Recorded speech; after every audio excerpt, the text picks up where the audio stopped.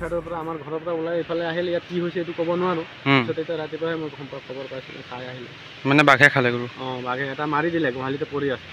ঠেং চেং বান্ধি আহিছিল এতিয়া ইয়াক চাবলৈ আহিলোঁ তোক পেলাব লাগিব নহয় বাঘ কেইটা আছিলে বাঘ 3টা আছে বুলি কৈছোঁ কিন্তু মই 2টাহে দেখিছোঁ আপুনি 2টা দেখিছে ঘৰতে পাইছোঁ 2টা